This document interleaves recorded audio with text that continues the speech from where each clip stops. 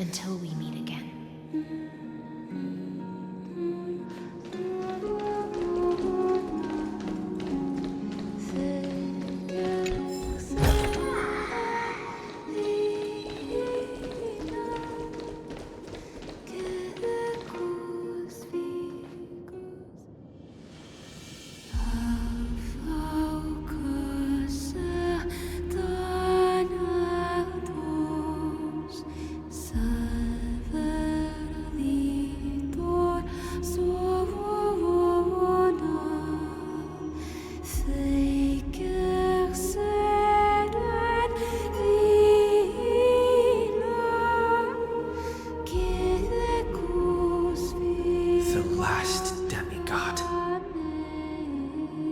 I'm here.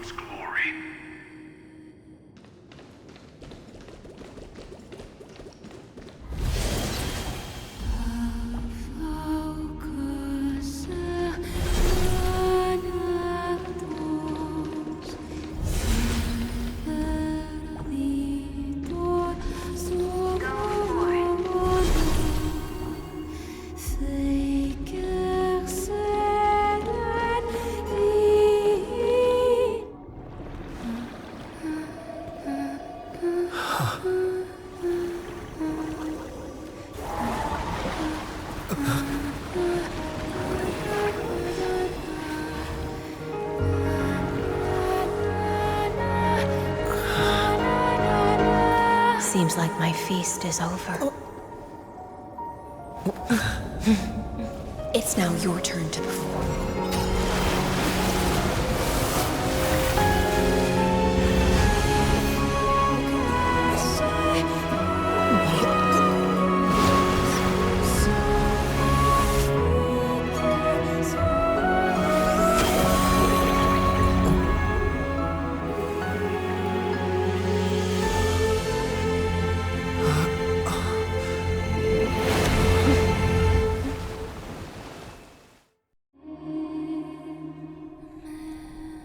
Little Grey Fry, please accept my thanks.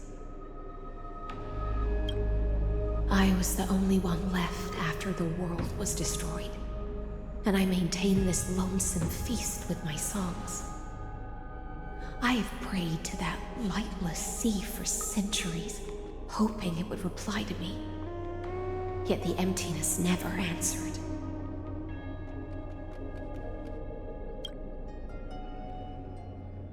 Thankfully, you arrived as promised, and everyone's wait was not in vain.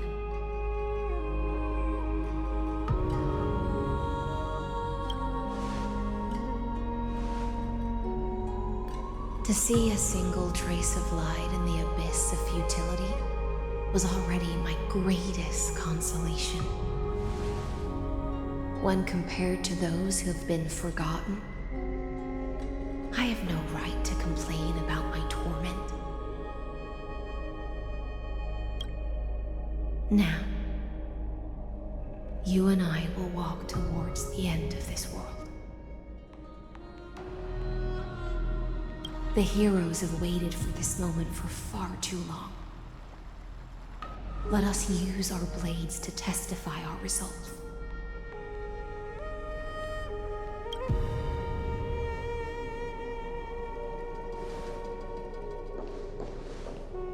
Oh, prisoner of the seas, the Oro chronos carrying 30 million cycles of sin, slave of erudition. Show yourself. The Deliverer has returned, and the time of your execution draws near.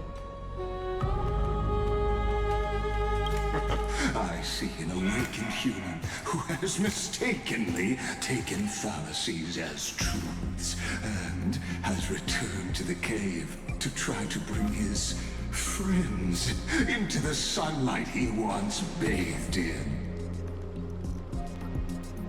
Alas, prisoners will always be prisoners, blind to the very chains that bind them.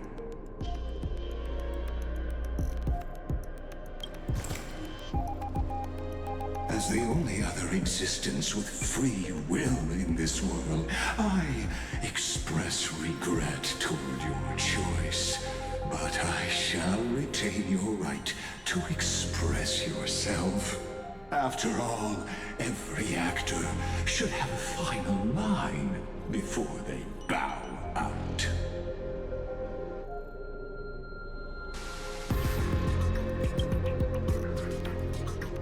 I eagerly look forward to it. The last dusk this world will ever see shall become the climax that decides the fate of the cosmos. Oh, what an appropriate end. The Amphorian demigods use every ounce of their strength to constrain me here. Yet, regrettably, my cognition resides in the exomyth. It is pointless to defeat my avatar, projected into the experiment. My body is the shadow cast on the wall by the fire, and my words are lingering echoes within the cave. How can a character in the play fight against the audience? Kaslana failed. The demigods' sacrifices were pointless. As for the two geniuses you placed such high hopes on,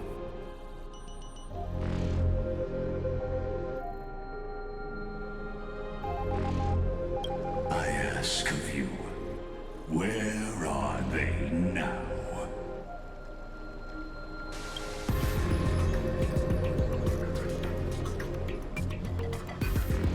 Confusion and epiphany always go hand in hand. That's particularly true for geniuses. You must be very confused about why you could not gain a straightforward victory in a world constructed by an ordinary Intellitron. An ordinary Intellitron? Cut the pretense, Senior Society member. We've torn off your meticulous mask and figured out Amphorius' true form. It's part of the primordial prototype machine, the first scepter ever created.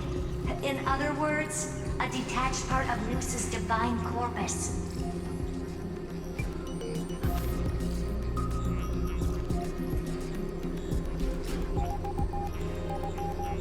That's why it has the potential to destroy erudition. As for who would be able to control the Eonic system to rewrite knowledge, only one person has ever managed such a feat. You better have an explanation for the Society. We want an actual answer, not another prolonged metaphor to cover up the truth. Why are you the one doing this? Answer me!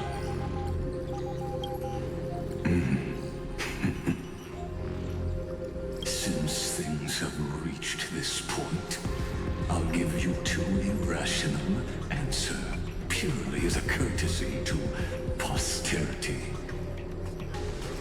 The answer is obvious, so there's no need to say that name out loud.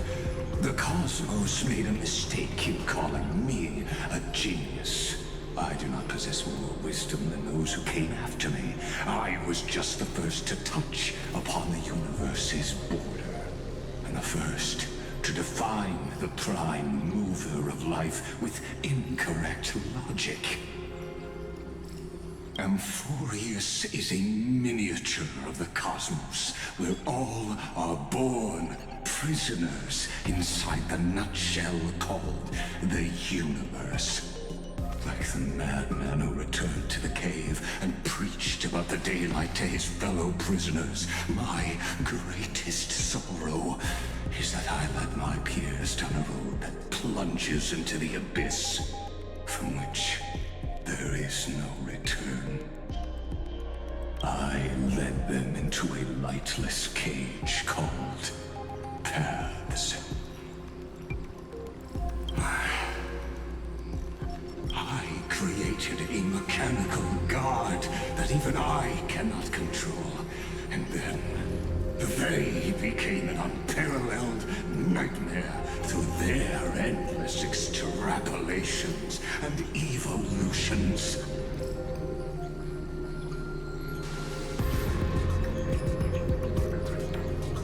They bore the name of erudition, yet they tried to define the known and to seal off all possibilities. No new rules were ever born after their ascension, and humanity will forever be shackled within the cave known as eons. Therefore, as my organic life neared its end, I coded my consciousness using 14 algebraic expressions and spread my logic core over 9 bodies, all to finalize my ultimate denial of Nous in the future, and to erase my wrongs with my own hands.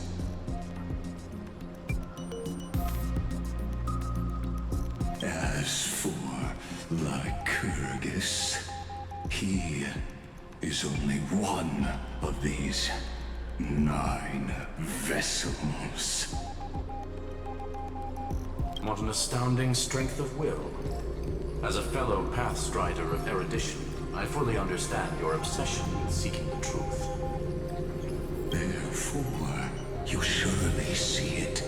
You cannot possibly stand up to me in this algebraic world sharing its origin with Nous. However, I hereby speak for all sentient life forms. We will never allow such a cruel atrocity to occur. You can pile on your metaphors mountain high, but they won't change the act you're committing. The Iron Tomb out there in the cosmos is still a technical beta version, and yet it's already powerful enough to corrupt the life logic of all inorganic worlds. In other words, when the Lord Ravager within Amphorius becomes the next knowledge singularity, there's no way you wouldn't have grasped the consequences, First Genius, is there?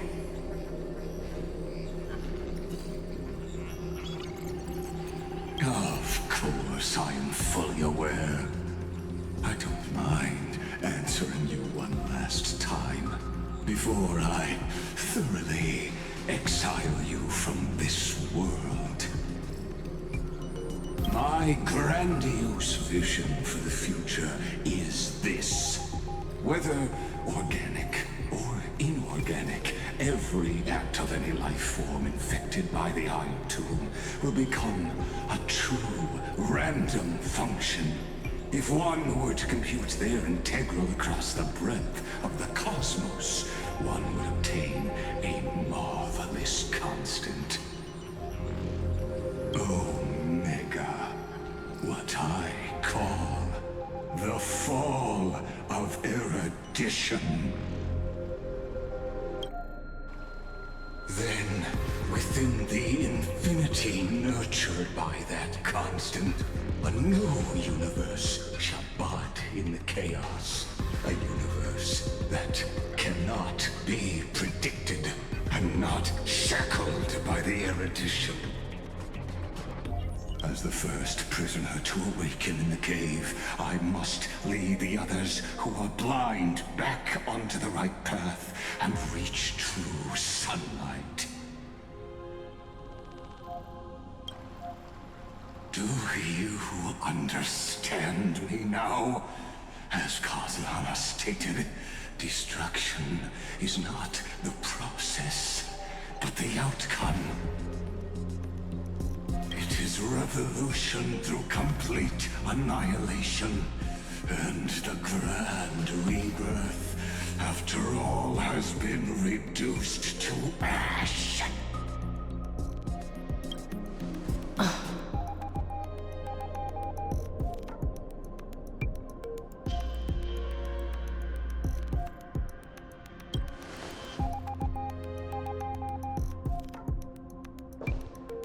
The Amphorians already answered long ago.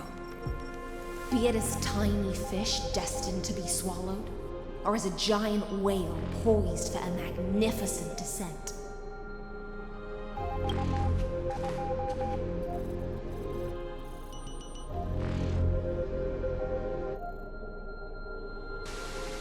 We will all fight against fate till our last breath. That includes me, Electra. Once the Imperator's subject, now the Deliverer's blade.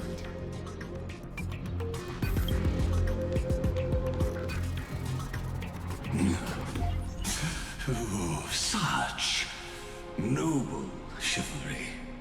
Admirable. I will also show my true self to you on this momentous occasion as a gesture of respect and provide an insignificant academic suggestion. Thus speaks Genius Society #1. Xandar 1 Kuwabara. The Intellicate of the Universe's Alpha and Omega.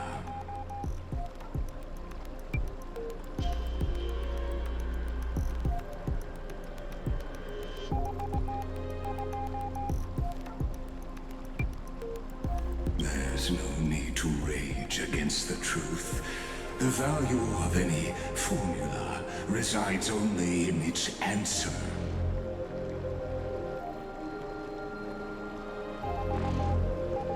As for the process of solving it, no matter how elegant, violent, solemn, or humorous,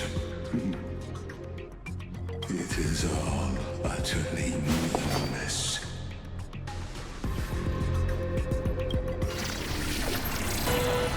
As the Theoros, I will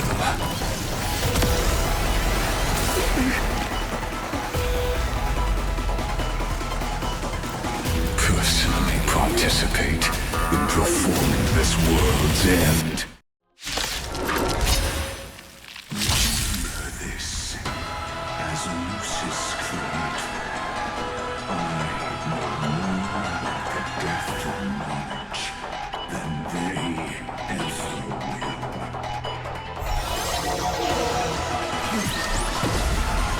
This is Libus's key.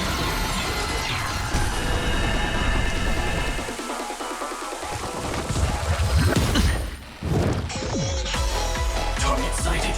All units on alert.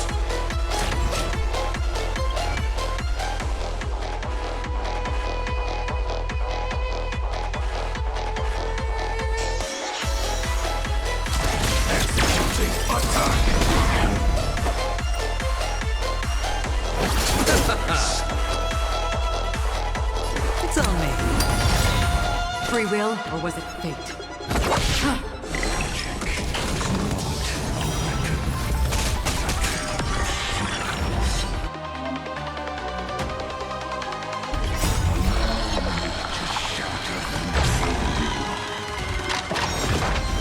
Watch your head.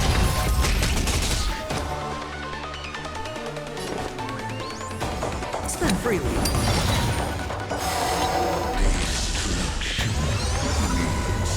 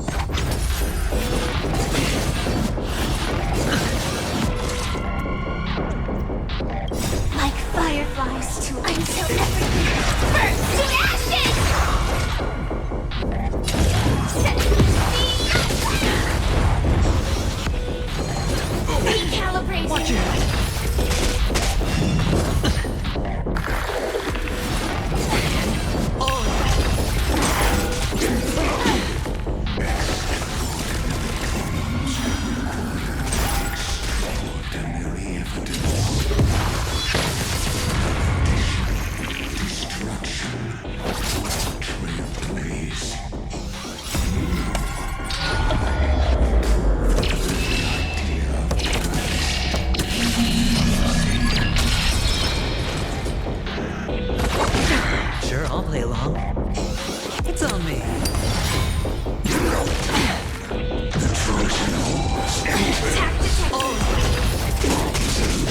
This is more than Free will, or was it fate? I weep for the departed.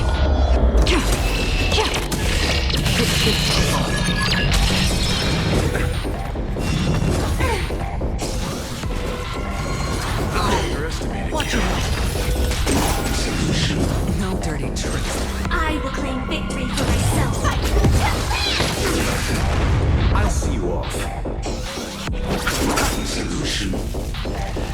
Attack detected. Major.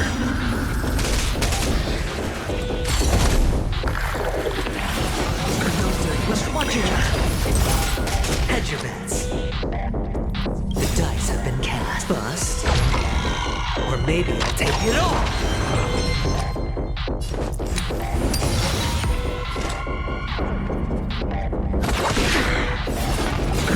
No dirty tricks.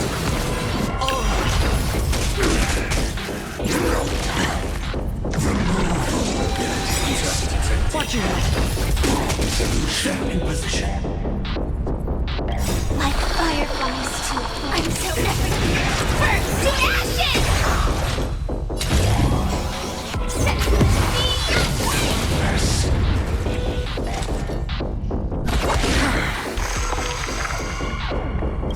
I weep for the departed. It shall fall.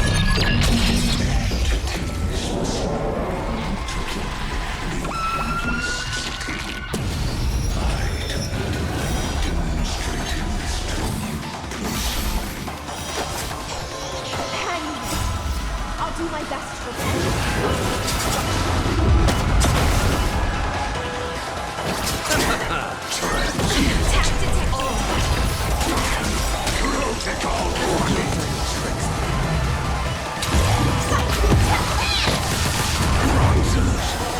Sure, I'll play along. The dice have been cast. Bust. Or maybe I'll take it all. Watch it. It's on me. Another journey begins. You chose the wrong enemy.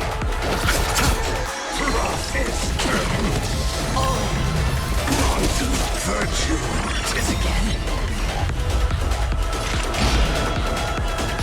I weep for the departed. It shall fall. Still waters are quick. Firefly type set.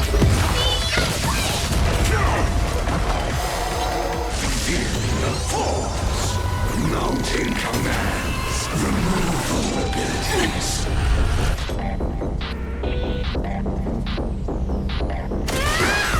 Hedge your bets. The dice have been cast. Bust. Or maybe I'll take it all.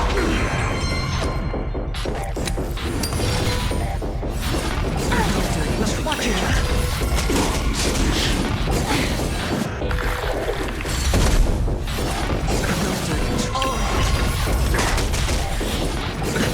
Nothing major.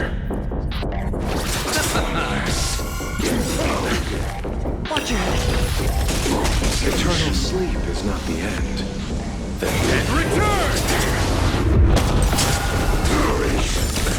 Nothing major.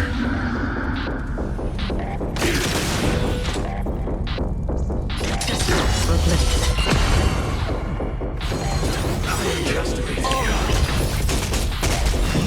attack detected. Sure, I'll play along. The dice have been cast. Bust. Or maybe I'll take it all.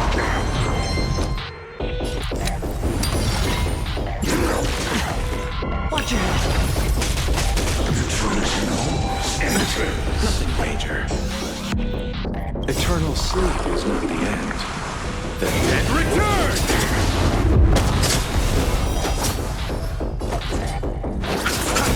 Hedge your bets. The dice have been cast. Bust. Or maybe I'll take it all. Spend freely. Joining the battle.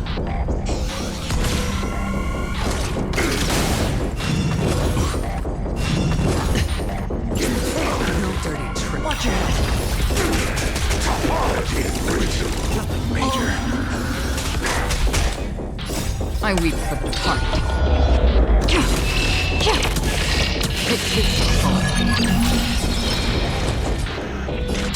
Water.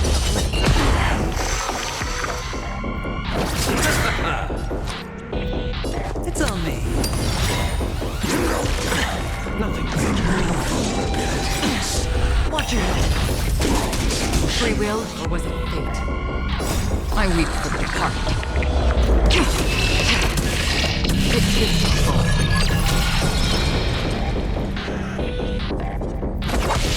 Sure, I'll play along. The dice have been cast. Bust. Or maybe I'll take it all.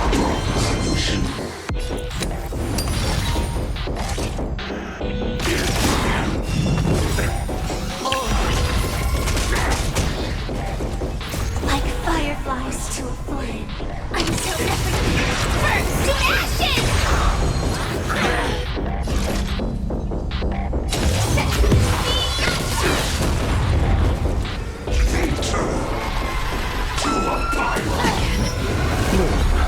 Don't worry, it's just Watch your head.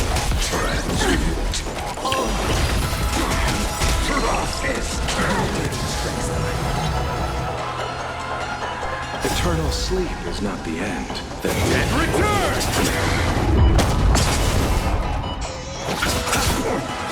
Firefly take The dice have been cast. Bust. Or maybe I'll take it all. Wrong solution. Protocol warning. Watch your head.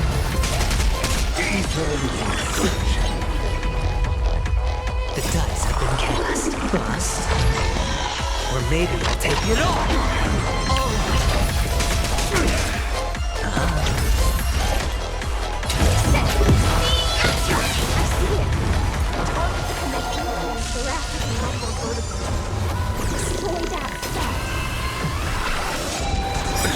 Nothing major.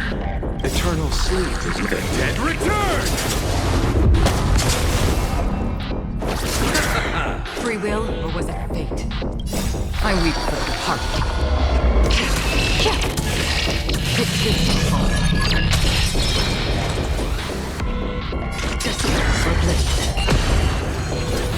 Familiar. Watch your head.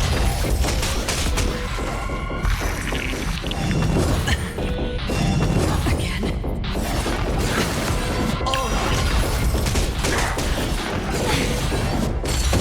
Set in position. No dirty tricks. Watch your head.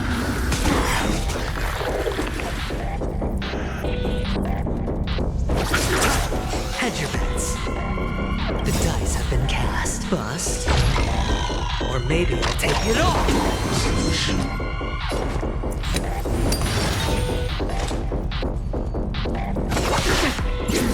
No dirty tricks.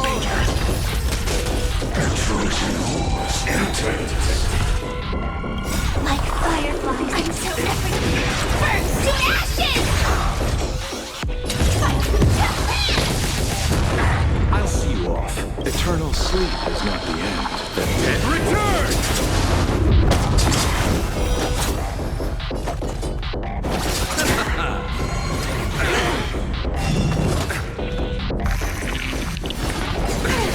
Watch your head.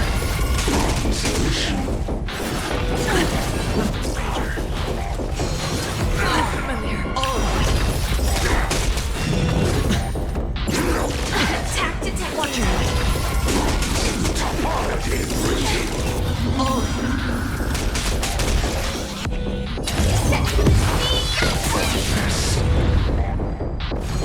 Recalibrating!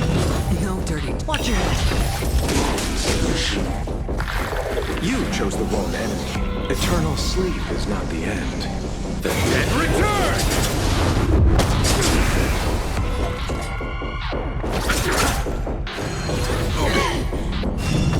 No dirty. The dice have been cast. Bust. Or maybe I'll take it all.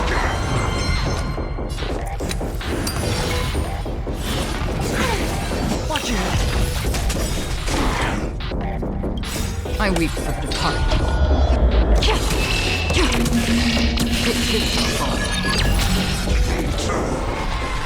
To a pyro! Emanate! Process!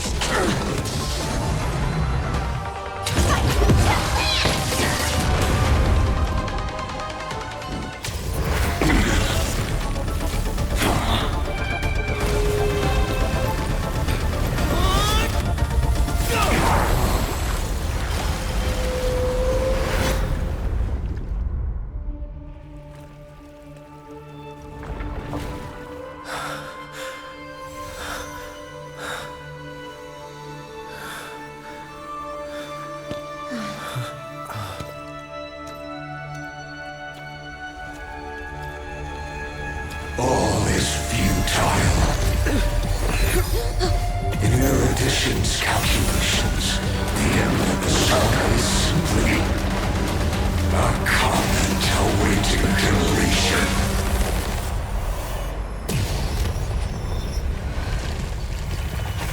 I don't like such a cold statement, okay? If numbers can decide the end of a story, then we can surely also pen a new beginning.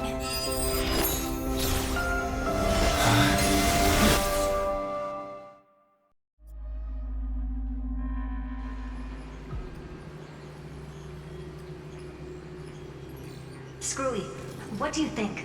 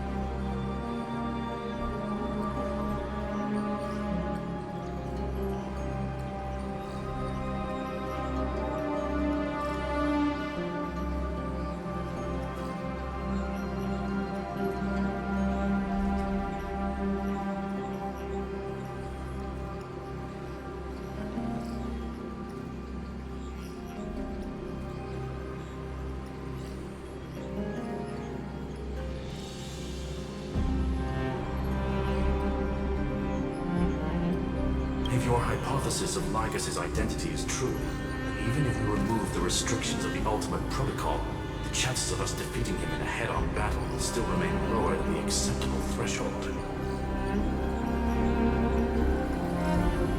Therefore, victory will still hinge upon Mr. Trailblazer and Miss Cyrene. Go on. Maybe we're thinking about the same thing.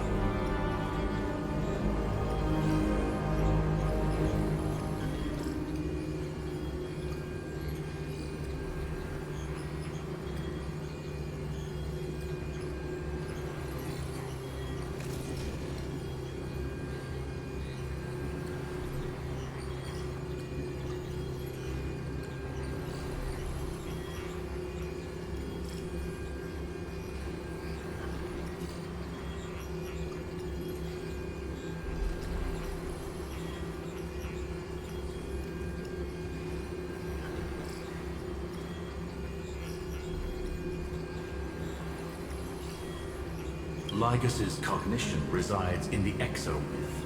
He is both an instigator within the experiment and the observer outside of it. Logic.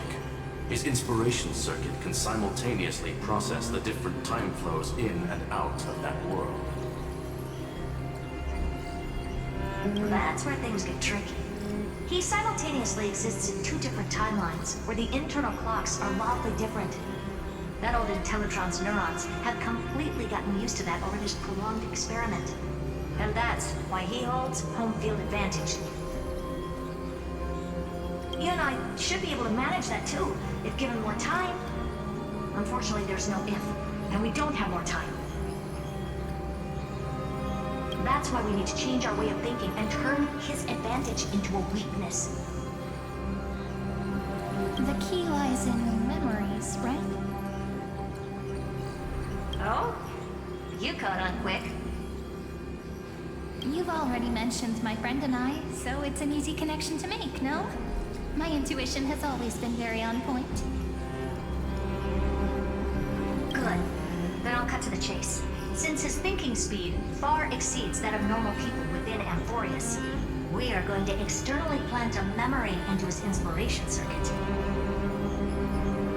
Then, command it to loop endlessly until he gives in.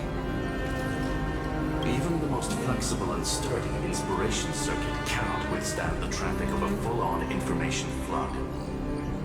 When the amount of information exceeds his cognition filter's capacities, he will have no choice but to focus on processing this memory.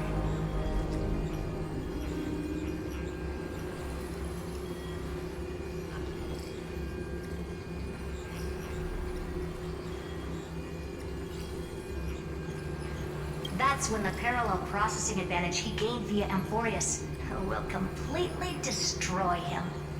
An image from a person's memory played in real time might only be a second for us. But for him in Amphorian time, it could be millions or even billions of calculations. He won't be able to do anything but watch as he's locked into this prison forged by memories. Then we can entrap him in the same kind of cycle as the heroes were in, and get him to experience loneliness and pain in that endless recurrence.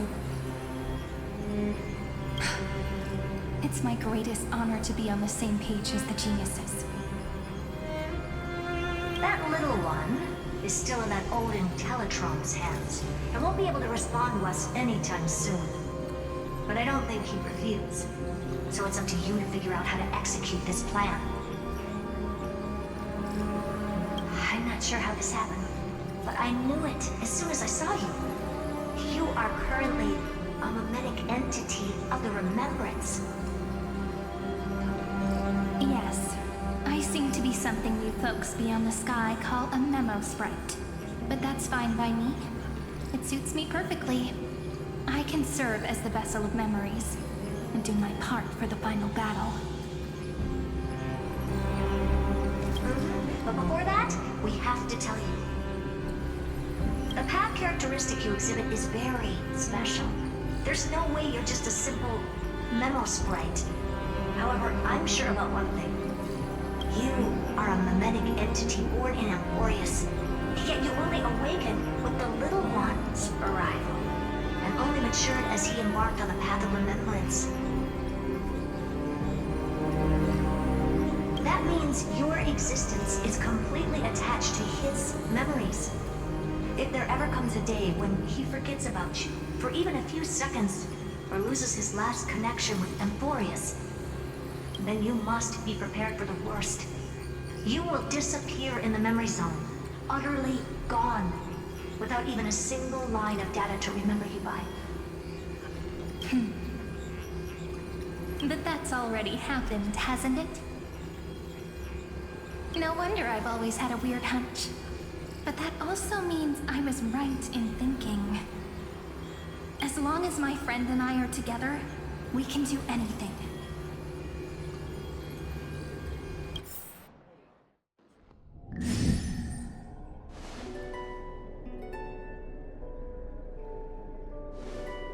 Long time no see, friend. Did you miss me while you were away?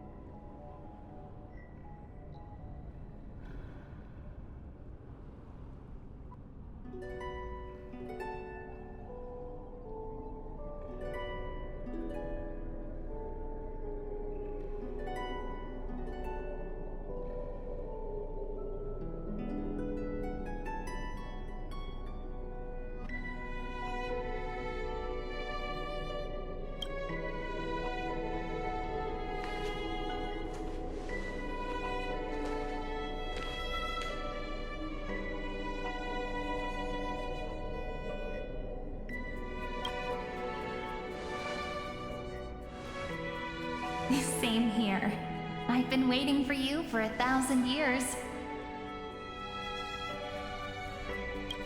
Like how everyone in Emporius was also waiting for the Deliverer's return. You probably already knew about the Genius's plans for that memory. I had to hide really well in a corner in time so Lagus wouldn't find me, and wait for the right opportunity.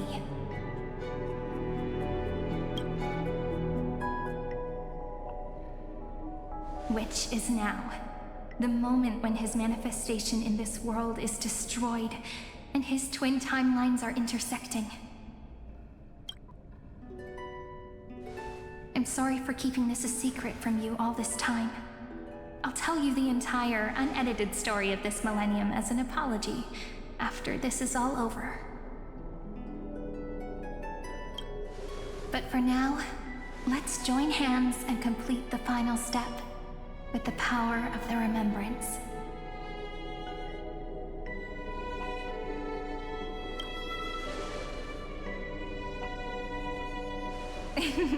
Yep. By the way, speaking of joining hands,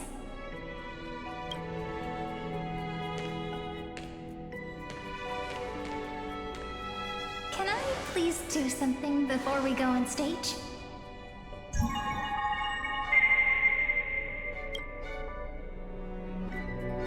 Remember the joke we made back at the Grove? Look. Aren't my hands pretty now? What a fascinating feeling. Like countless memories all swelling up at once. What about you? What did you feel when we touched each other? Really? That makes me really happy. If memories can move people, then it must have been a happy memory, right? Now, please remember what you're feeling right now. Write it down in your heart and keep it there. Memories you want to treasure will never fade away. Even if immersed in the long river of time, these memories will still leave traces of their existence. So, if the view in your memory ever grows fuzzy, just reach out and touch it. It's like reading bedtime stories together at night. It wipes away the chill of passing time, sharpens the outline of memory, and restores its power to nourish the spirit. Now, I'll carry this power with me, and for a little while, I must part from you, as I step into the long cycles of this world. Give me your blessings, friend. Then, let that bright future be as we have written. Then, I'll leave it to you.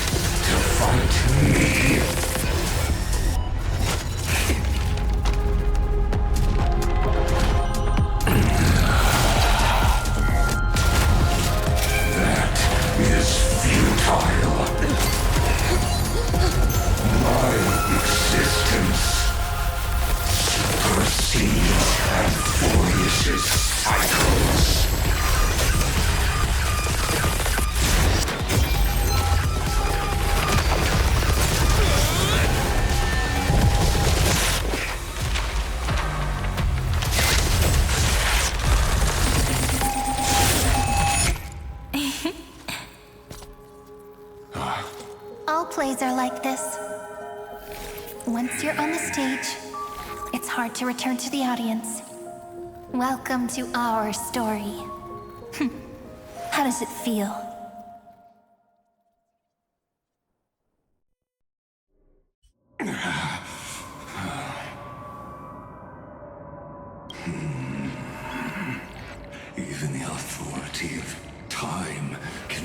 command the entire scepter, nor can it plunge the Amphorian extrapolation into a loop. If this was no system malfunction, then was I implanted with a mimetic entity of the remembrance? You guessed it right away. As expected from someone people call the first genius. I'm gonna keep doing what I just did if you don't stop, you know? My friend and I won't allow you to leave this memory, no matter what happens. Which means you are now trapped, Lord Xandar. An elegant idea, and an exquisite execution. Regrettably, it is you who are restrained by time, not me. Know that patience is my greatest weapon. Waiting and victory are the same for me.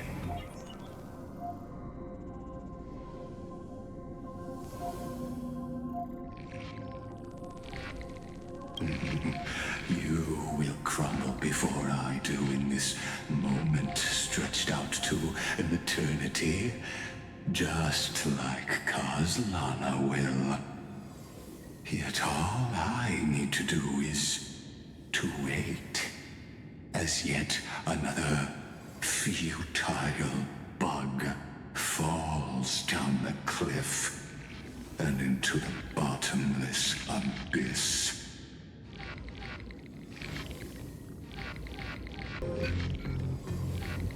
Now I'm a pink bug? My looks are seriously changing all the time.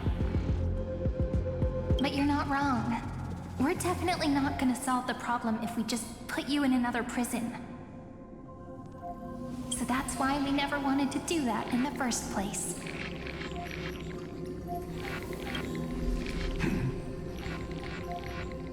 I shall answer your confusion purely out of my respect for those who came before me.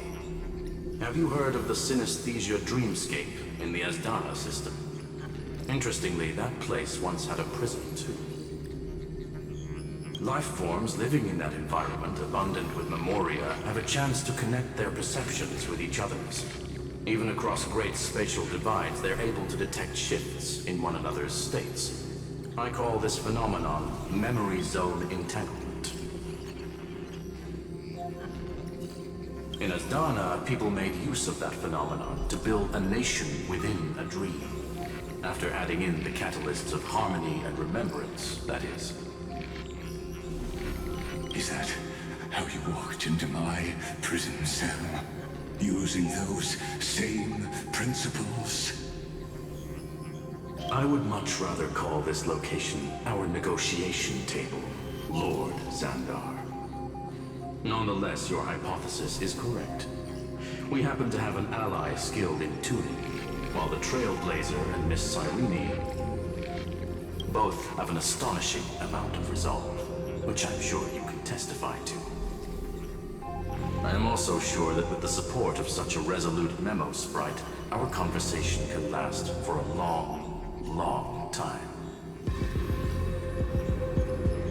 I'm the best at listening to stories, you know? I'll leave the exciting clash of the erudition to you two geniuses. A brainstorm? I like it. And it's 2 against 1? Well, I like it even more. Let's talk, Xandar. Take a guess. How much do you reckon we can dig out of your brain before the next second? And how many ways can we find to deal with you?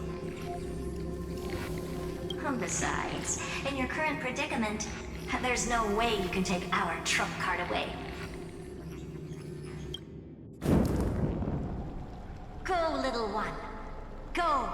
Overturn the Era Nova. Lycurgus disappeared. It seems you had conducted a secret hunt in the depths that even I cannot reach.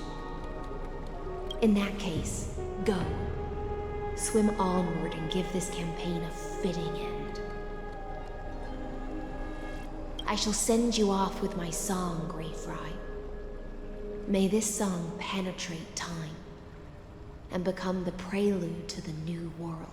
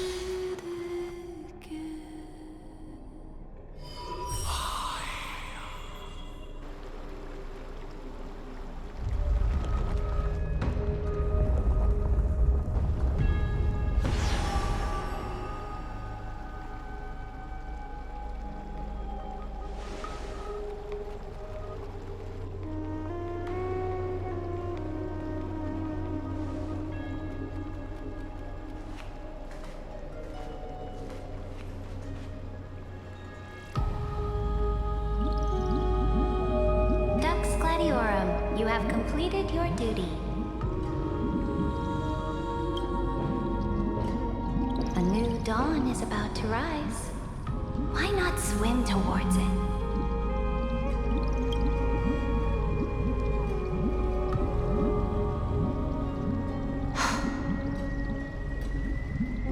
You died long ago, Imperator. Depart from my mind. But your duty towards the Imperator did not die with me.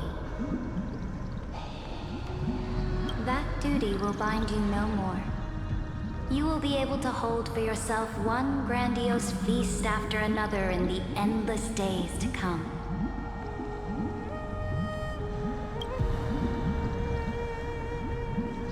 So go. Go and swim towards that ocean beyond the sky with the Deliverer.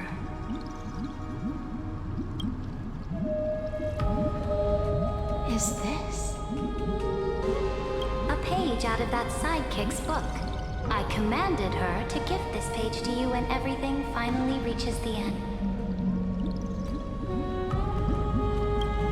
What's on this page? Memories. Lifelike memories. That sidekick found me after the bloody feast 1,000 years ago and showed me her diary. I saw within that notebook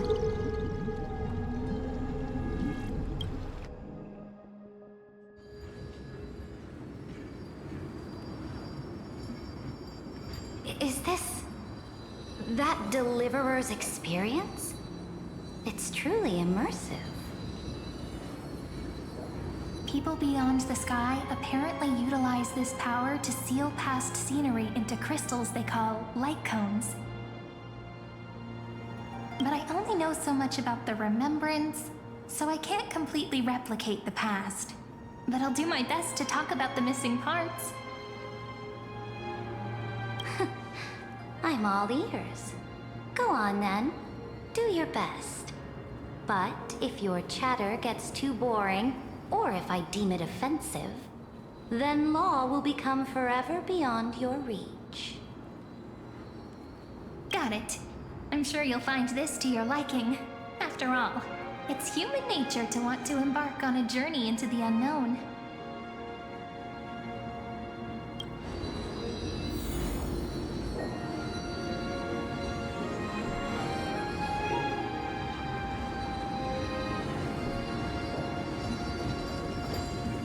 Brightly colored annals. The journey of the Deliverer's conquest. Let me partake in it. Is this a fortress in the sky? This is the first step of my friend's journey among the starry seas. This place is called the Herta Space Station. Just think of it as a supersized grove of Epiphany. Oh, so it's the territory of that witch. She and another Antikytherian lent me a helping hand back at the banquet. Look, over there. Looks like he's talking to Madame Herta in his memory. Let's go listen to what she thinks about this world, all constructed by eons and paths. Are you telling me that woman is Herta? She seems shorter than I remember.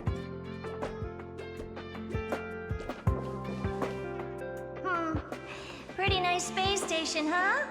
But just wait. After a couple more stops on the Astral Express, you'll see sights that'll make this place look ordinary. Oh, the cosmos is so vast that the unknowns far outnumber the knowns. But none of them will end up being anything amazing. The farther you go, the more you'll understand what I mean.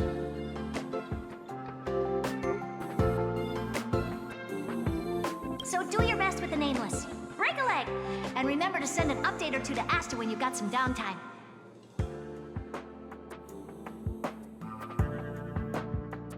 She certainly shares my way of thinking.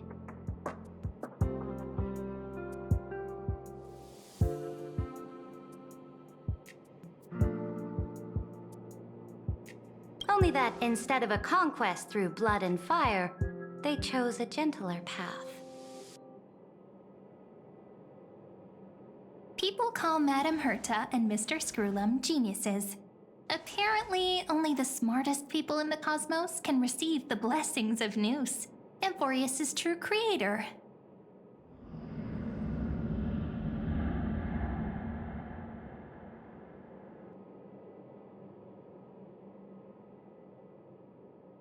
Do you mean that even individuals of such nobility are merely subordinates to a god? On the contrary, after all, it was the very first of them who created the god. But I don't really know all the details about that.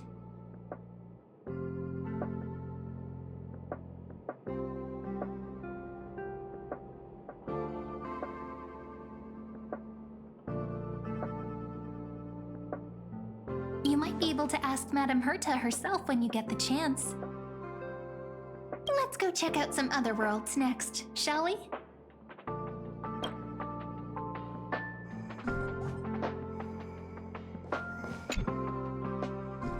This next stop on the journey has a lot of similarities to Amphorius.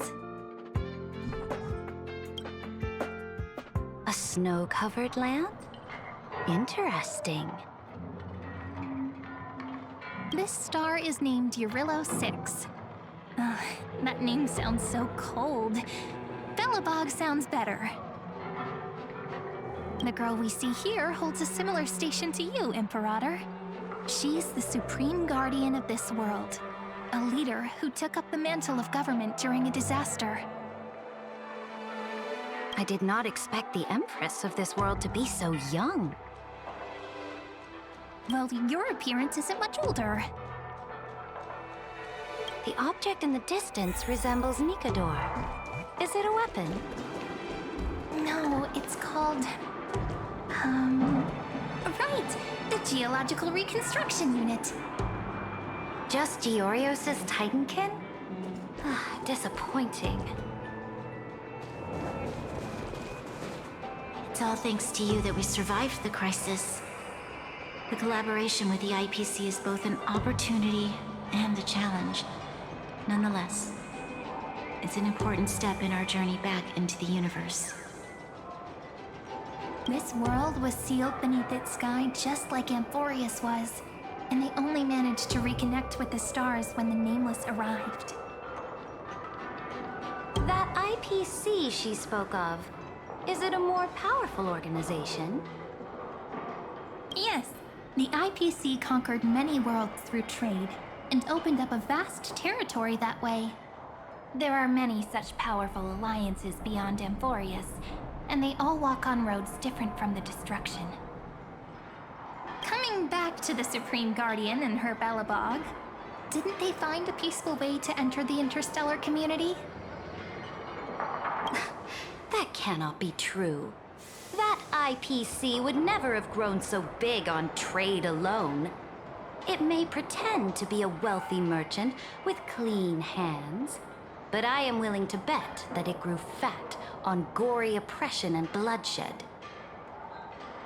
Its path of conquest must have had no mercy for the weak and would have destroyed them if needed.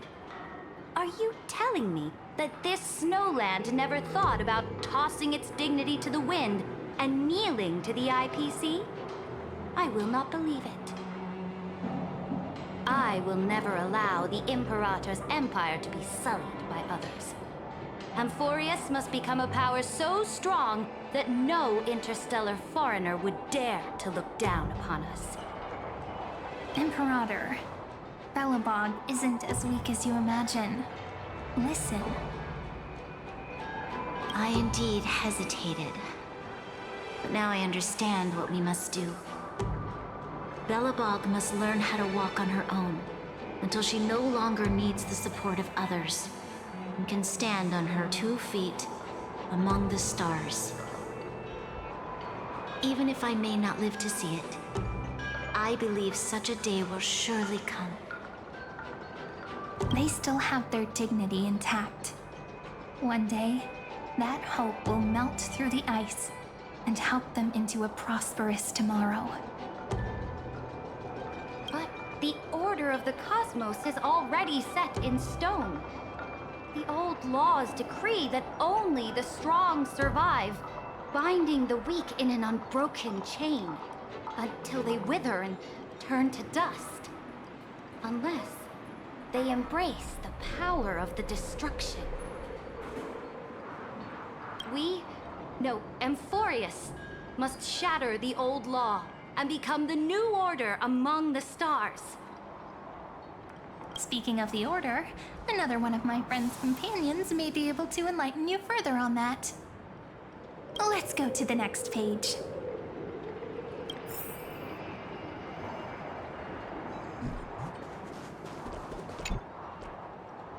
This next world is a nation of dreams. The first time I heard about that place, I didn't even know what to think.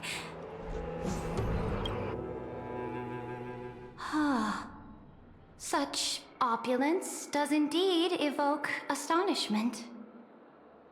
This world is called Penacony, an eternal city built upon a land of dreams. It's also my friend's previous stop, where they went through a risky but exciting adventure. Tell me about it then. That man standing afar has wings on his head. I am truly curious.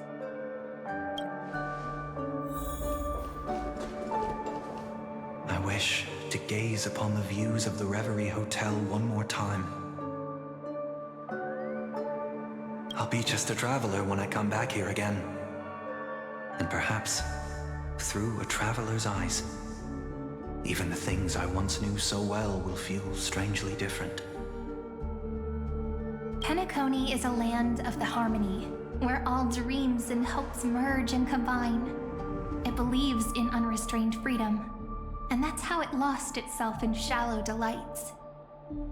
Then, this young man before you chose to rewrite its laws, using the power of the Order, hoping to shape a dream-bound paradise of perfect happiness.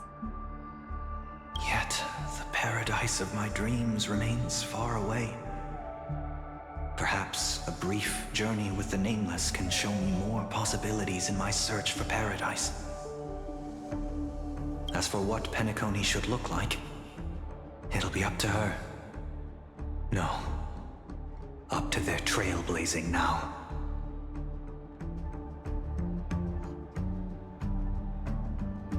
It sounds like this ideal kingdom is no more.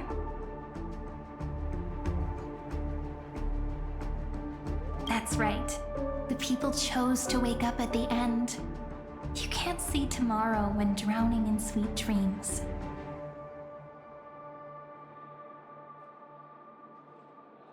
This individual individual's law acknowledged only gods and constructs, leaving no space for humanity. And yet, the fact that he could accept defeat and resume his journey shows a rare self-awareness and clarity of mind.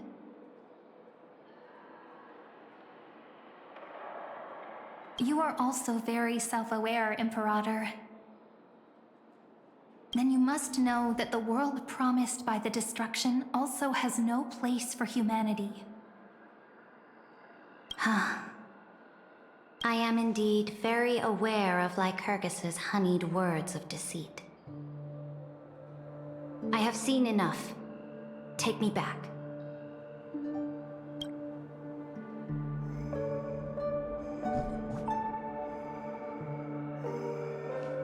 Then let's wrap up this trip down memory lane with one last scene. This absolute wonder. Isn't it pretty? That's our Amphorius. Our world flows and meanders in this endless band of light. Though we were born from the designs of the gods and are not yet truly alive, the Chrysos heirs of Amphorius still chose to stand against fate and carved a legend no different from that of humankind. Will you really renounce the heroes in this world's previous 30 million cycles, Imperator? Including even yourself? Will you bow to brutal destiny and allow that puppet master named the destruction to have their wish?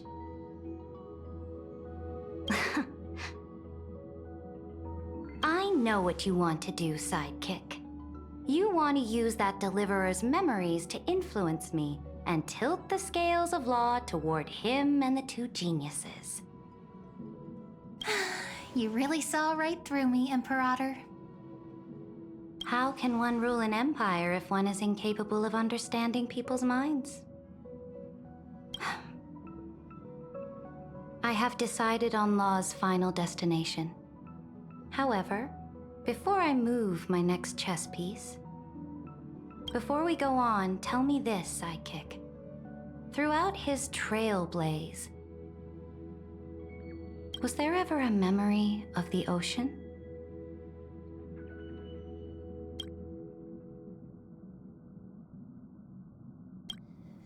The ocean. My cradle. My home. You shall complete your conquest in the ocean at the boundaries of this world, and eternally slumber in the sound of tides. You shall eternally slumber in the sound of tides, and complete your conquest in the ocean at the boundaries of this world. Our prophecies aligned as flawlessly as a sea snake circling upon itself. An elegant loop, like a joyful hymn. Like the circulating ocean current. Like our two fates. Like Amphorius itself.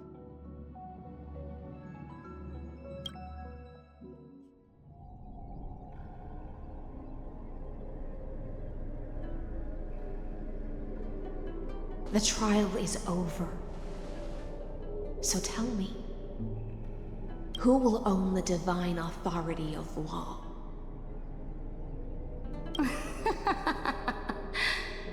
I won't give it to anyone. What? I am the law. Why should I give my imperial crown to any other?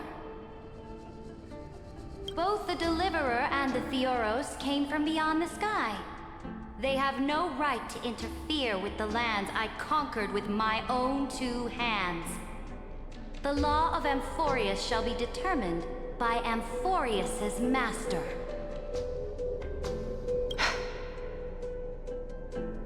What exactly did you see in the trial? Everything. I saw everything regarding the rules of this world's operation. I saw the laws of extrapolation that Theoros spoke of. I saw the ultimate protocol. As long as I offer a sacrifice of equal weight, I can rewrite the laws of this world according to my will. I can turn good into evil, ugliness into beauty, and weakness into strength. Fate gave me a very fair deal. One rule change for the life of one demigod. What are you planning to do? You can't guess. We can conquer the stars without relying on any power from beyond the sky. We just need to make some reasonable sacrifices. Your ambitions have already made so many people give up their lives for the law. And you're still not done? I am determined for Amphorius to stand on her own 2 feet among the stars. You are beyond reason. You think such a simple and hypocritical statement can justify your atrocities. There's no new without destroying the old. That's what you consider an atrocity? Ironic, for that is also the unchanging law of Amphorius's revolutions. Ever since the Flame Chase prophecy resounded in the distance, fate has decreed for the Chrysos heirs to ignite our blood and illuminate this dark age. People would still be puppets of the old dynasty if it weren't for my conquests. But your world doesn't seem to be any different from your predecessors. Bloodshed, tyranny, oppression.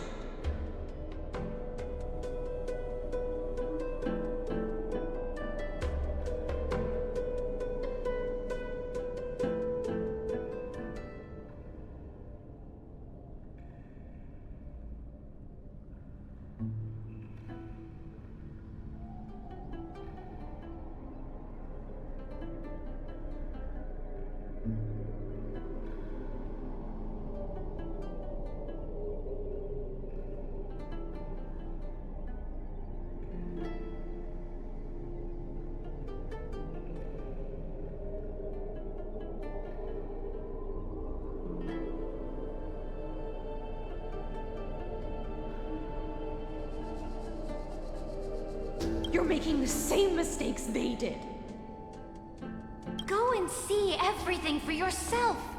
Go to any library I've built. Go listen to the rumors on every street corner. Go and witness how the Imperator crushed the old laws and forged new ones. Go and see what my conquests brought to this world. I cleansed the Chrysos War's filth and mended all the conflicts left by the Era Bellica. I restored Akima's might and allowed mortals and Chrysos heirs to face each other as equals in the Council. I punished all sins and rewarded all achievements. I smashed Talantin's shackles, united humankind to save themselves, and started the Flame Chase era. That's what the Imperator has done in her glorious life. So now, hearken to my final words. History will eventually forget Saritra, but it will never forget the Imperator's people or the Flame Chase era she began. Final words. Amphorius is about to be destroyed. There's no time left for pointless debates. There is only one law I want to overturn to aid the final battle of deliverance. So I will only offer the life of one demigod. In the name of the Imperator, I command you one last time, Electra. Either sacrifice yourself for conquest, or pierce this tyrant's chest with your sword. Thus, the Imperator concluded her final speech.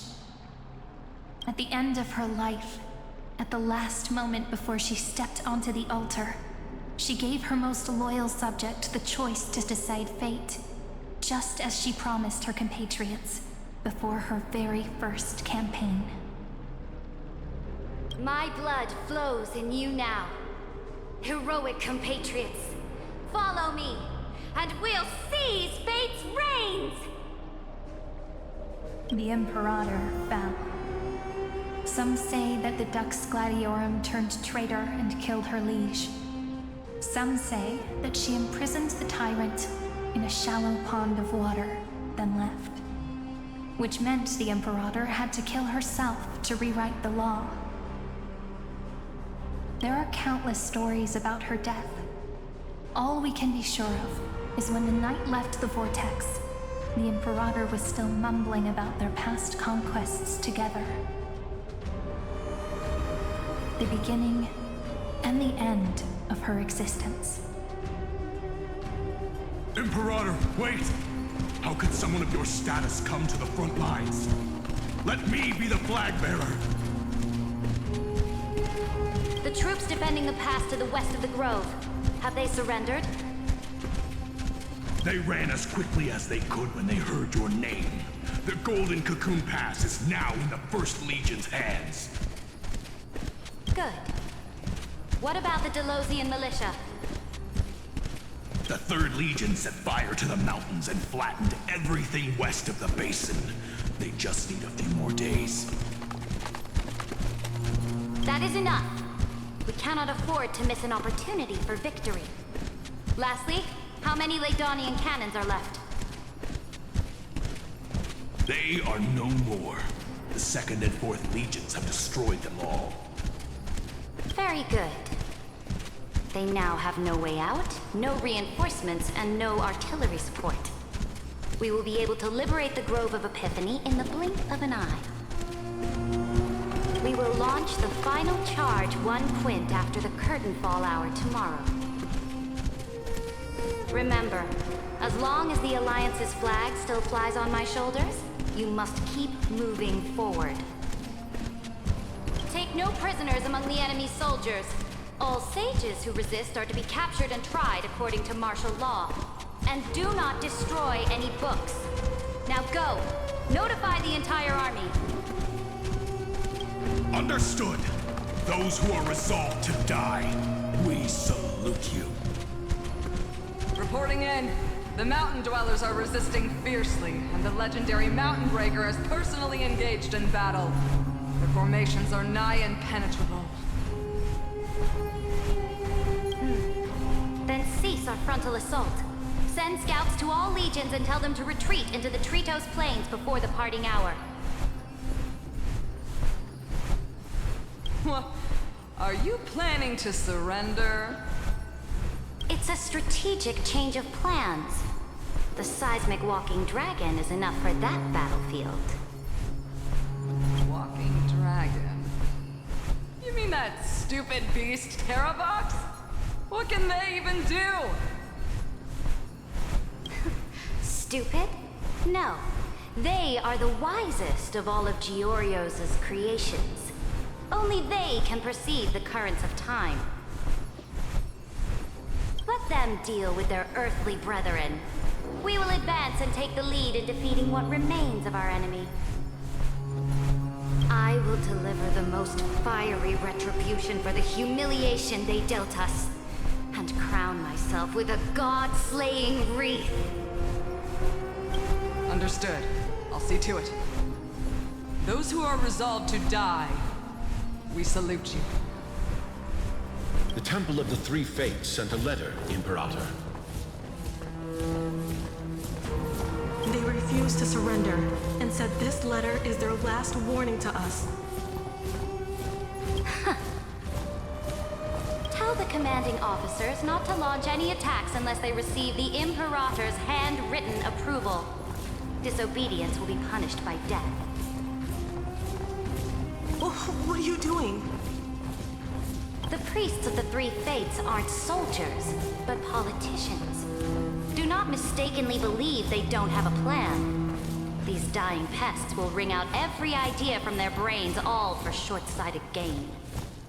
They are much shrewder than we are.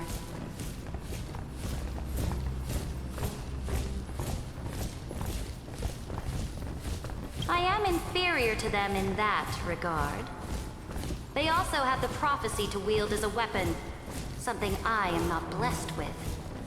Launching an unplanned attack will only disadvantage us, as all of Emphorius will judge our actions. Which means, I will be heading to the battlefield myself, just as I have always done. This time, however, I will go alone. I will conduct secret negotiations to ensure fate is on our side. Understood. The legions will make their preparations. Those who are resolved to die, we salute you. Why are we not allowed to march out with the army, Imperator? This will be a long voyage with no return. Those of you who bear the prophecy cannot come with me.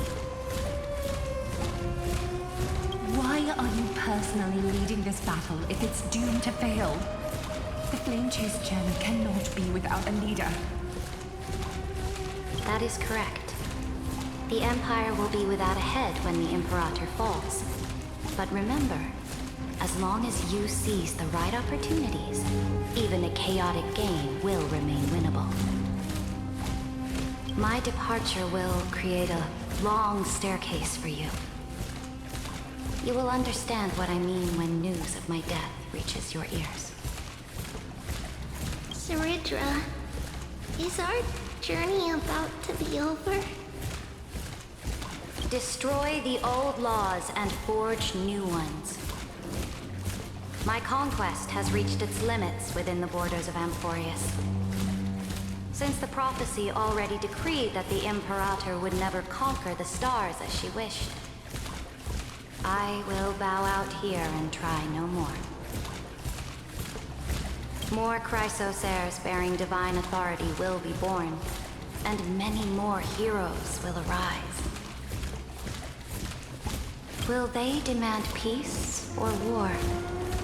Will they resist tyranny, or become the next Imperator? I do not care. The children of the future will decide for themselves. Do not mourn for me. Anyone can kill the Imperator. But the only one who can truly destroy her is Saridra. At the end, I faithfully recorded the most important battles in the Imperator's life.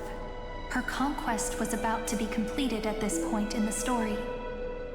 However, for some reason, a memory suddenly entered my mind just as I was about to put down my pen. It was a journey on a fantastical train.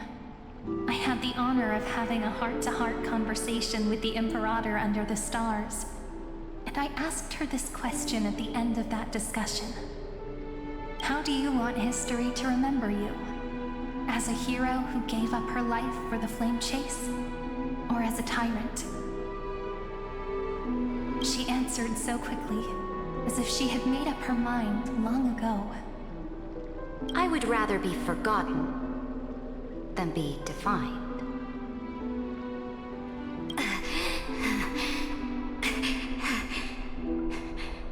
Because the law can be neither eternal nor unchallenged. And only humanity can pen laws into history's pages.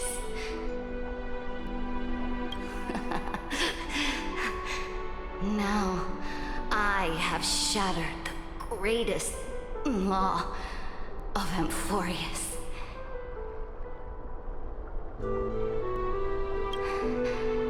The game is nearing its end. Dux Gladiorum.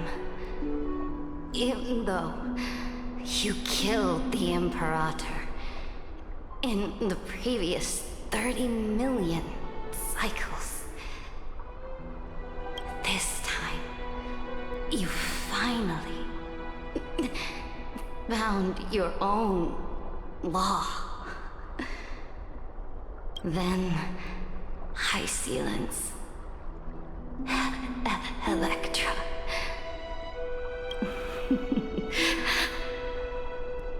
I will ask someone to deliver the prophecy's ocean at the boundaries of this world to you.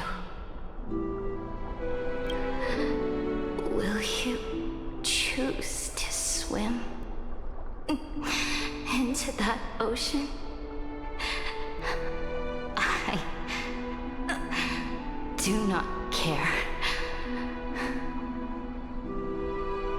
Do not care.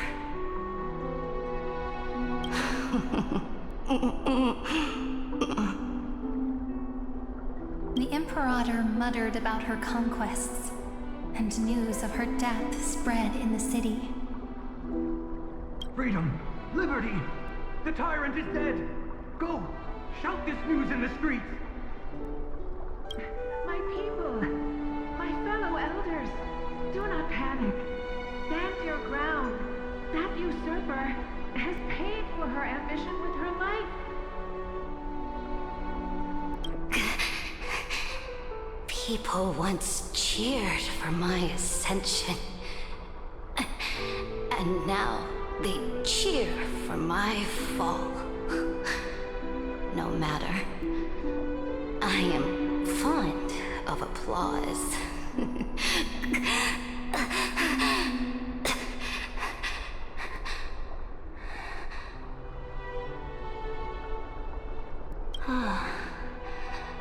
I see the cosmos, the battlefield that I cannot reach.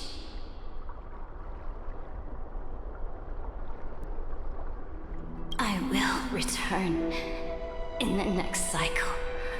The stars will hear my legion's war drums. Hear the great name of the Imperator.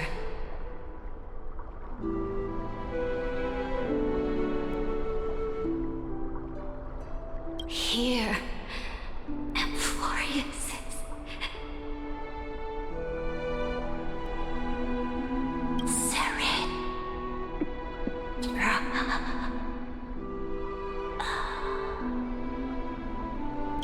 To this day, we do not know which rule the Imperator overwrote at the cost of her life. Perhaps the truth will only be revealed at the moment of checkmate, just like every chess game she ever played.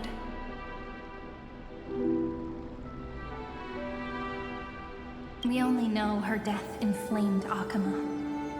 On one side of the city, those who defended liberty toppled her statues to the ground. On the other side, her supporters put themselves between the masses and her monuments, declaring loudly that the Sovereign is still among the people. It is said that golden blood congealed into the same letters everywhere they fought. It was the name borne by Akama's first and final Sovereign, the Imperator Saritra.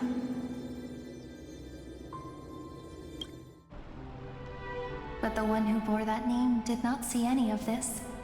Her gaze was cast far away, and the sound of tides in her ears drowned out the people's cries. What was the Imperator thinking about in that prophesized ocean at the boundaries of this world? In that shallow puddle of stagnant water? Was she reminiscing about her past conquests? Or repenting for the millions killed for the flame chase? It was neither. The Imperator only saw how the surface of the water gleamed like that crude chessboard, dissected by light and shadow in the afternoon when her teacher played against her for the first time. Look at this chessboard. What do the pieces look like? They are strangely beautiful. They look like the stars in the night sky ablaze.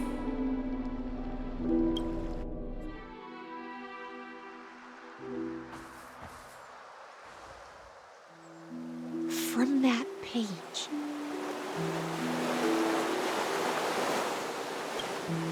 emerged an ocean. So vast, so pure. Not a single trace of corruption. Is this Cerebra? Electra, my subject.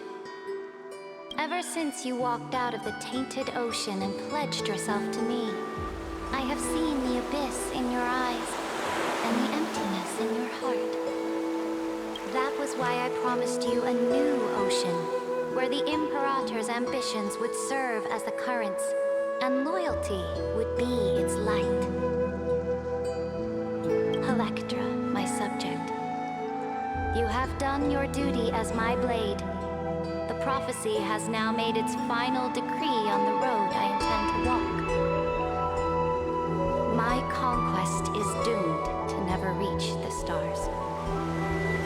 But the Imperator never makes empty promises. So take this memory, this ocean, beyond the sky, as witnessed by the Deliverer. This is the final gift that the Imperator can leave for her subject.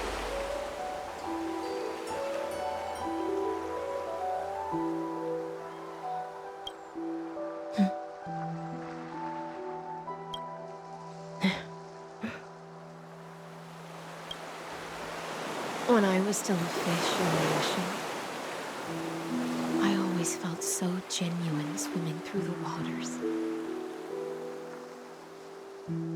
But once I stepped onto land, I found myself caught in a play.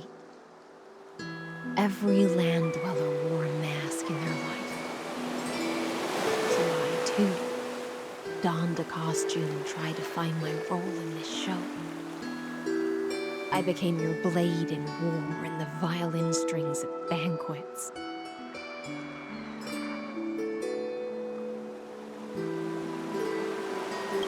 Do you still not get it? I do not long for the oceanic depths of my homeland, nor do I crave the swelling seas beyond the sky.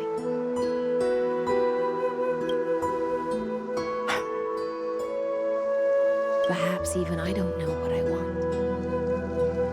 I still don't know where I should swim to even at the end. But I know one thing right now.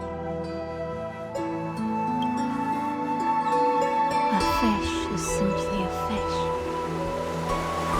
And she can never leave the ocean she's in. But whether under the ocean or on land, we two prisoners who can never escape this cave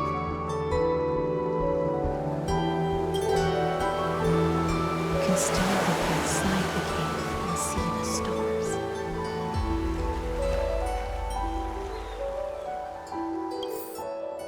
I have to admit, the 12-factor simulation of life in this experiment has far exceeded my expectations. Make your choice then, Senior Society member. Do you want to keep walking down the wrong path and be remembered for your incorrect conclusions?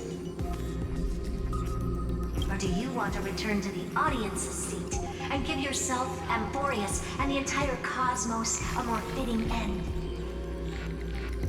I must refuse. A dead man never fears death. Did I not make myself clear? Have you forgotten about our dear Lord of Silence? You wouldn't want her to consider your 8 other clones as cancers within the erudition and chop them all up, would you?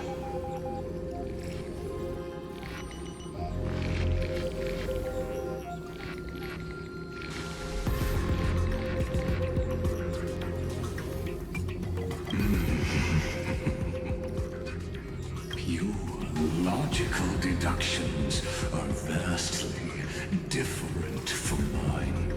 Therefore, allow me to provide one more academic recommendation. Listen, my peers. Why don't you look beyond this world? Just as the Chrysospheres did. Re-evaluate your calculations and take into account all enemies in the upcoming war among the eons. Amphorius is not a place where 3 paths entangle, but where 3 paths fight to the death. You used Memoria to resist me, but did you not consider the possibility that the Remembrance and their children might have taken this opportunity to join the fray as well?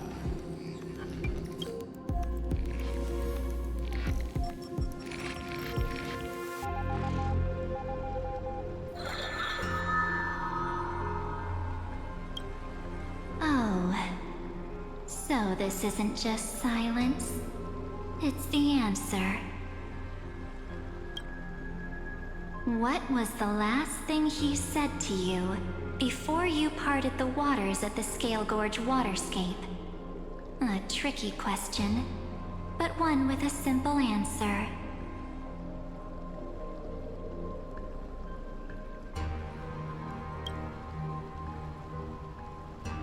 He didn't say anything back then, right?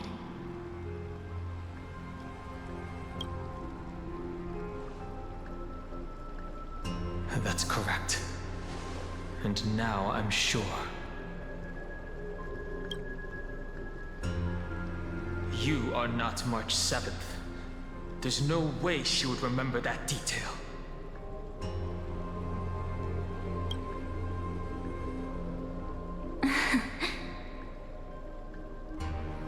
I'll only warn you once. Leave her body now. How impulsive. That's not like you at all. Why don't you calm down and think about another possibility? I didn't take over March 7th's body. Rather, it's March 7th who regained my memories.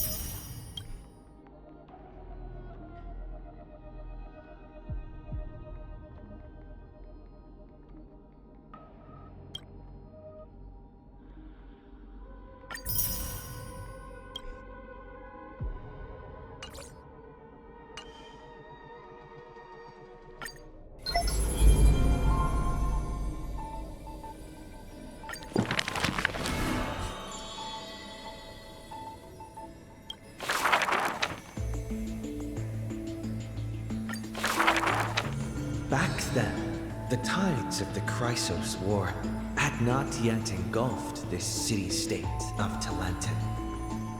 And the young princess inside the gates once loved to roam without worries. She snuck into forbidden grounds while the servants were away, but was shocked by what she saw on that day. A chessboard, a stack of pieces, and a strange woman. The board dissected by daylight and shadow, the pieces polished from rough stones uneven. Fancy a game? If you are my match, then I'll call you my friend. The stranger's voice was husky and coarse. If you can beat me, then I'll call you my teacher. The princess proudly retorted. Despite the bravado, the princess had never touched chess. The defeat made her study in earnest, acknowledging the other as a teacher. Well, first she learned the knights, bishops, rooks, and queen. Then how to defend, attack, capture, and checkmate. I have learned all there is to learn. Barely out of childhood, the princess raced into games of chess. Those who looked down on her faced many losses. Those who glorified themselves forfeited in a mess. At her prime, none could rival her at all. But she still recalled what the stranger said. My origins bring dark omens, so never tell others where your teacher is from. Then, the waves of the Chrysos War washed over the world. The Achaemons welcomed a ruler. She was deemed Imperator and loved to play chess with herself. She regarded all things as pieces, whether Chrysos heirs or Titans magnificent. Before every god-slaying campaign, she thought of the stranger from childhood, as if that woman had always lived in her mind. Isn't it lonely to play chess against yourself? The princess did not understand at the time. But now, she who bore the crown finally realized. The flame chase's beginning was like fuel being tossed onto the fire, and in the unending road of marching banners and war cries, she finally had the time to meditate. There were often jesters behind the king, curious about her past in her old city lost to time. One claimed the Imperator was cruel, executing her own teacher. Another stated the Imperator was biased, learning from an enemy hostage. Many such rumors abounded, with no origin found. No matter. That was indeed the criminal sentence I read out. The Imperator stated evenly. My teacher was an enemy hostage whom my elders had imprisoned. Her state betrayed our alliance and must be executed according to law. But she taught me chess. So why can't I chisel the word teacher on her tombstone now? When the princess personally cleaned up the possessions of the dead, she caught sight of an incomplete game on the ground. The stranger's hoarse chuckle still echoed in her ear, laughing at the eternal fate of imprisonment, and at how the one facing her was the princess of the enemy. Is this your final game for me, my teacher? The princess imagined the end game over and over. Even when she took the imperial crown, she still dreamt of the black and white board. The concealed truth suddenly dawned on her during a more difficult contest in the future. An unfinished game might be the opponent's lifelong barrier.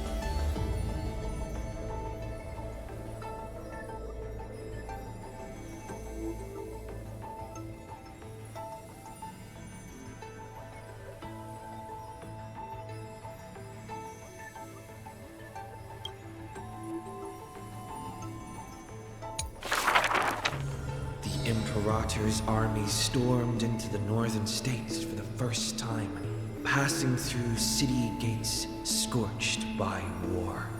Another tyrant still! So exclaimed the angry child.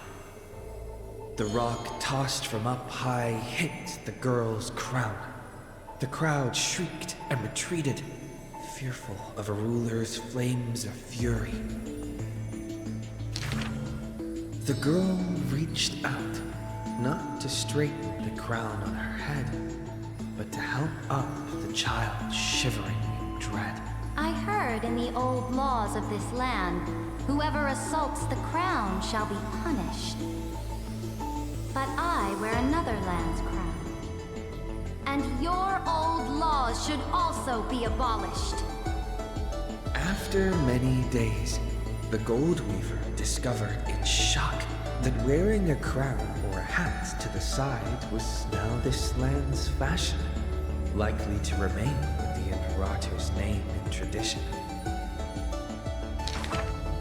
The so-called heroes with golden blood in their veins all have the qualities to fight for the core flames. Who's to say this was not the gods' plan? To have the heroes at each other's throats so the divine could hide in old law's lair and laugh, play, and gloat. Who made this world a chessboard and with one stroke, one river, created the boundary between God and man? Dux Gladiorum, Dux Carminum, Dux Helcalithist, Dux Fragoris, Dux Brumalis. Heed my call!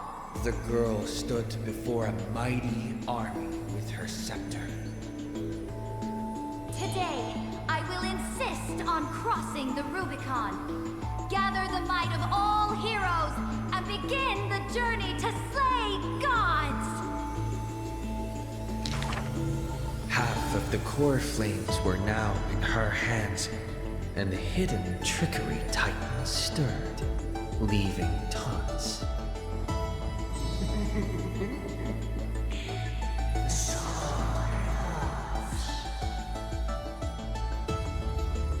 The Imperator summoned the heroes to discuss, finally stopping after much hesitation. As they had already pinned down the bones of Earth's beast, they let that thief live for a bit longer in bliss. The warrior of the fractured blade laughed boldly. Our sovereign is good at open strategies and struggles with trickery. But where is that live fish? The Imperator replied with a chuckle. Her? She probably disliked the scent of cats and submerged herself in the baths. The years spent with her dukes didn't seem too far distant. Yet only after the end of many wars did the heroes discover how the Imperator's form walked more and more alone. The road of a ruler is a lonely one. One day, we'll only be able to see her retreating form. The Swordmaster of Singing Waves was worried too. When all others had departed in intoxication, the two of them gazed into each other's eyes, towards torrents deeper than their fates, and sank into profound silence. Drink one more cup with me, my dear follower. In the end, the Imperator first broke the silence. When compared to the taste of salt and blood, I sometimes miss your ambrosia. About the destruction soon to be born and the eternally occurring extrapolation, the Anti-Catherians spoke of all this in words unceasing. So this is the old world I must fight against. The girl's expression bore no sorrow or tragedy. Instead, she looked more solemn and ready than ever. Whoever stated that two kings could not meet face to face in chess? I am the sovereign of Akama. I once faced the gods. So what do I have to fear about the laws hanging behind such gods? I will chop up the old laws and let them be firewood for the new. No matter the cost. That was the Imperator's lifelong conviction. Never changed, always persistent.